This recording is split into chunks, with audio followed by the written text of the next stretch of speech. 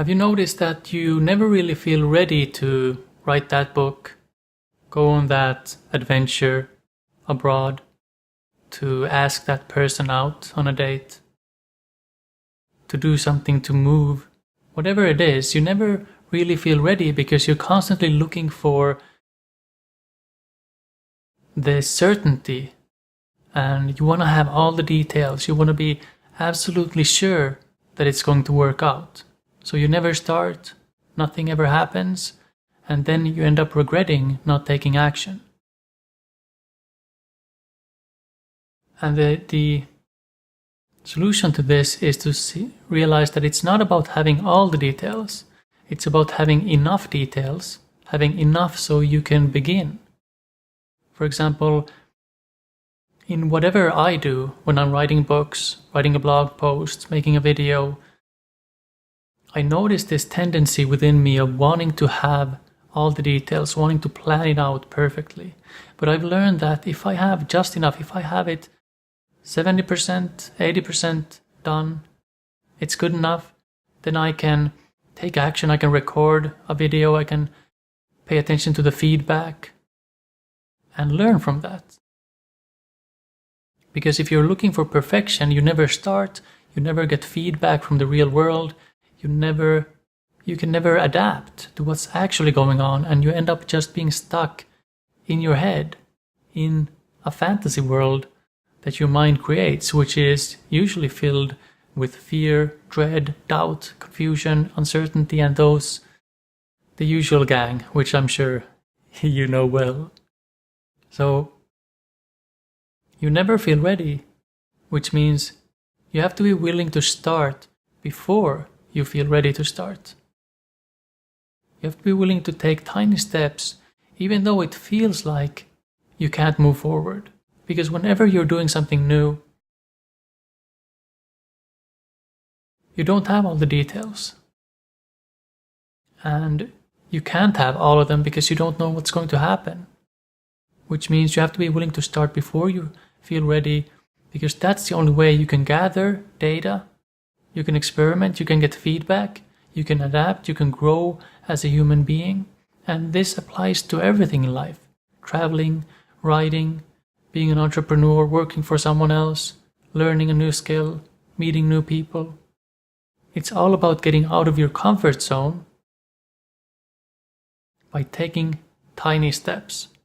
So, to make this more practical, let's say you want to become a writer, which people ask me a lot.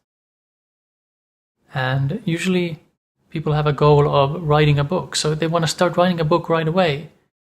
When a better first step may be to write 2 paragraphs somewhere, in a blog post, in an article, on social media. Just to start small, write in a journal, whatever works for you, then gradually escalate. So you write 2 paragraphs, maybe next time you write 3 paragraphs, or you write a whole article. Then maybe you write a chapter for a book. And it doesn't have to be a finished, polished idea for a book. It can just be a vague idea, and you write the first chapter to see how you want to structure it. And you read other books to see how are they structuring what they're doing. And the same holds true for just living life. In following what makes you come alive, you start taking one tiny step toward what's interesting to you, and it grows from there. So you never feel ready, but that's not a problem, because you can take tiny steps anyway. Which is why we have so many sayings like jump and the wings will appear, or whatever people usually say, feel the fear and do it anyway. All these things, because we get stuck in our heads and we think we have to eliminate all the fear, all the uncertainty, when in fact we can take action anyway. We can challenge our mind. And the more you challenge your mind, the more you realize that you don't have to listen to all your fears. They can be there. You can be anxious. You can feel nervous. You can feel confused. but you can move forward anyway. Because we are adapting machines. If you go to the store and they're working on a road and it's blocked, then you go around it. You don't have to plan the whole way to the store. You go to the store, or you decide, I want to go to the store. You start going, walking, taking your bike or a car, and if you come upon a roadblock, you go around it. If you can't go around it, maybe you go to another store.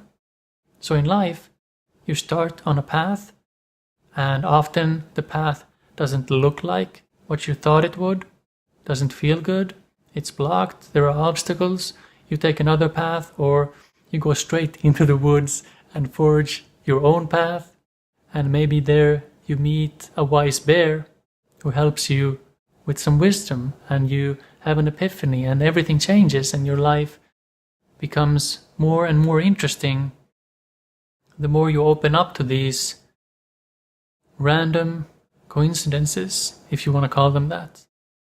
But to get to them, to fully live life, you have to be willing to take those tiny steps toward what actually interests you. And not feeling ready is just a sign that you're trying too hard. Get enough details and then take the next step and see what happens. And if your mind tries to leverage fear by saying you'll fail, people will laugh at you, everything will go to hell, then simply say, okay, let's see if that's true. You take action anyway, and you challenge your mind. And the more you do this, the more your mind loses control, because you don't believe your thoughts as much anymore if they aren't true, right? And as humans, we think we can predict the future, but we can't. And that means your mind can't predict the future either, which means you don't have to listen to it or take it so seriously. So you never feel ready, but that's not a problem. Just start before you feel ready and enjoy facing your fears and your anxieties, because they'll start melting away as you start moving toward the things that interest you.